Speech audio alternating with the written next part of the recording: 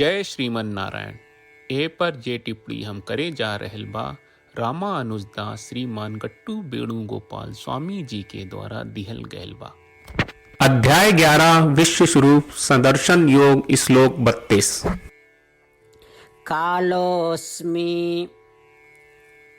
लोकक्षयकृत् प्रवृद्धः लोकान् समाहर्तुम् इह प्रवृत्तः ऋतेऽपि त्वां न भविष्यन्ति सर्वे एव स्थिताः प्रत्यनीकेषु योधाः। ओम। गीताचार श्री कृष्ण परमात्मा हमनी सबके साथे अर्जुन के साथे विश्व स्वरूप सदर्शन योग के उपदेश दे रहल बाड़े। परमात्मा कहत बाड़े, अर्जुन हम समय हई सब जीव के सब लोक में नाश करे वाला। अर्जुन यही राजा लोक के मारे और इस संसार के सब जीव के नाश करे के उद्देश्य से ही हम ई रूप में प्रकट हो। कब अर्जुन तू न लड़ी, ई राजा लोक के मत मारी, कौनो प्रयास न करी, फिर भी ई विपक्षी सेना में ई महान योद्धा लोक के हमारा इच्छा के अनुसार नष्ट होए के पड़ी। लड़ाई न करब से केहू इनका न बचा पाई। ठीक वही तरह श्री कृष्ण परमात्मा कहत बाड़न कि ऊ एक रूप में खाली ई राजा के मारे खातिर प्रकट भयल बाड़न और ऊ विश्व स्वरूप के ई तथ्य अर्जुन के बतावे खातिर दिखावत बाड़न और अर्जुन के हार न माने के प्रेरणा देले बाड़न। श्री कृष्ण परमात्मा के विश्व व्यापिता के समझ के हमनी के अपन दैनिक जीवन के एक युद्ध निहत माने के चाहिए।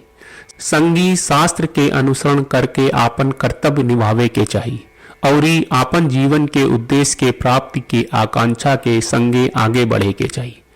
जीवन के सार्थक बनावे खातिर हमनी के श्री कृष्ण परमात्मा आ श्रीमन नारायण के समर्पण करे के चाहिए और उनकर बात जैसन बा श्लोक के रूप में दोहरावे के कोशिश करे के चाहिए। कालोऽस्मि लोकक्षयकृत् प्रवृद्धः लोकान् समाहर्तुमिह प्रवृत्तः ऋतेऽपि त्वां न भविष्यन्ति सर्वे एव स्थिताः प्रत्यनीकेषु योधाः। श्रीमद् भगवत गीता का पूरा सार श्री कृष्ण परमात्मा ने अध्याय 18वें के श्लोक 65 से 70 में 8 काम करे खातिर दिले बाड़े। श्री कृष्ण कहले, हम ओ लोगन से प्रेम करनी जो लोग इन 8 बातन के मान तारे। हम ओ भक्तन के हर तरह से रक्षा करब। श्री कृष्ण परमात्मा के द्वारा बोलल गईल संपूर्ण भगवत गीता सुनला के बाद अर्जुन कहले, करिष्ये वचनम त्वा, जेके मतलब बा कृष्ण मैं वही करब जौन आप कही। यही कारण बा श्री कृष्ण अर्जुन के हर तरह के सफलता आ विजय प्रदान करेले। आई परमात्मा के आपन व्रत देई कि हमनी के ये 8 गौ कर्म के पालन करी जा। ई वचन परमात्मा के देवे से बड़न कौनो पूजा तपस्या यज्ञ नहीं। हम 8 प्रण कहब जौन हमनी के करे के चाहिए। आप सब कृपया इन्हन के आपन दिमाग और दिल में सोची। श्री कृष्ण के आपन वचन देवे के ई तरीका में हमनी सबकी कल्पना करे के चाहिए कि श्री कृष्ण का चेहरा खुशी से चमकत बा और खुशी के एहसास करत बा। जय श्रीमन नारायण। यहाँ हमनी के 8 वादा बा। हमनी के पहला वादा, हे श्रीमन नारायण आपका निर्देश के मुताबिक हम हमेशा तोहार ध्यान करब और तोहार बारे में सोचब। हमनी के दूसर वादा, हे श्रीमन नारायण आपका सलाह का अनुसार हम हमेशा आपका भक्त रहब।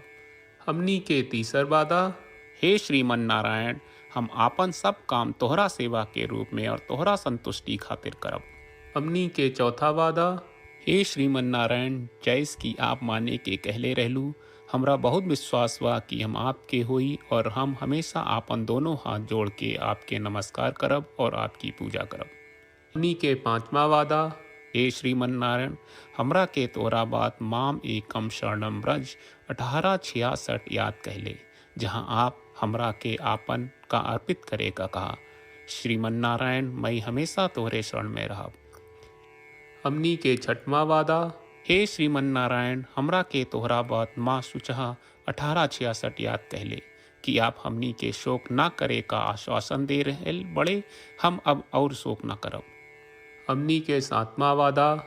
हे श्रीमन नारायण, आपने हमरा खातिर श्रीमद् भगवत गीता के वितरण करके हम सबके कृपा कहले और आशीर्वाद दहले बा। हम वादा करत बानी कि रोजाना कम से कम एक श्लोक पढ़ब या सुनब। हमनी के आठवां वादा। हे श्रीमन नारायण, आप गीता के पूरा मानवता तक ले गयलू। हम गीता में आपके दिव्य वचन के उन भक्तन तक पहुँचावे के प्रयास करब जे गीता से अपरिचित बा। हे श्रीमन नारायण, हम उई करब जौन तू करे का कहब। हम ऐसन व्यवहार करब जैसन आप चाहत बानी और हम खाली आपका खातिर काम करब। श्रीमन नारायण के रोज आपन वचन देहल कि हम ओइस करब जैस आप कहत बानी, ई अपने आप में बड़न पूजा बा। श्रीमन नारायण, करशे वचनम त्वा। श्रीमन नारायण, हम तोरे निर्देश के मुताबिक काम करब। सर्वम श्री कृष्ण अर्पणम अस्तु। जय श्रीमन नारायण। कालोऽस्मि लोकक्षयकृत् प्रवृद्धः लोकान् समाहर्तुम् इह प्रवृत्तः ऋते पित्वां न भविष्यन्ति सर्वे एव स्थिताः प्रत्यनीकेषु योधाः। ॐ कालोऽस्मि लोकक्षयकृत् प्रवृद्धः लोकान् समाहर्तुमिह प्रवृत्तः ऋते पित्वां न भविष्यन्ति सर्वे एव स्थिताः प्रत्यनीकेषु योधाः। जय श्रीमन नारायण। सब भक्त लोगों से विशेष अनुरोध बा, जीवन में हर चीज में हमनी के तत्कालिक और प्रभावशाली परिणाम की अपेक्षा रहेला। एकरा खातिर आइए रोजाना 1 मिनट के समय निकालल जाए और नारायण आश्रम पढ़ल जाए। नारायण आश्रम प्राप्त करे खातिर नारायण आश्रम वेबसाइट पर जाई जो www.narayanashram.org है और पंजीकरण में आपन नाम और ईमेल दर्ज करी। आपके द्वारा प्रदान कईल गई ईमेल पर आपका एक नारायण आश्रम PDF प्राप्त हुई। PDF में एक रामायण श्लोक, एक गीता श्लोक और एक विष्णु नामम बा। ये तीनों के मिल के नारायण आश्रम कहल जाला। हर व्यक्ति के ये श्लोक के अलग अलग संयोजन मिलेला।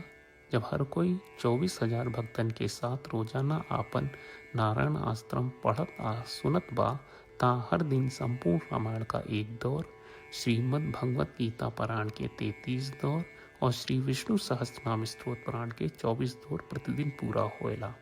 ई एक बहुत ही उल्लेखनीय और विलक्षण परिणाम बा जौन हर एक दिन ऐस करे से निकलेला। ई कारण बा कि आप और आपके परिवार के सदस्य तुरते जाके आपन नारायण आश्रम प्राप्त करी। जय श्रीमन नारायण।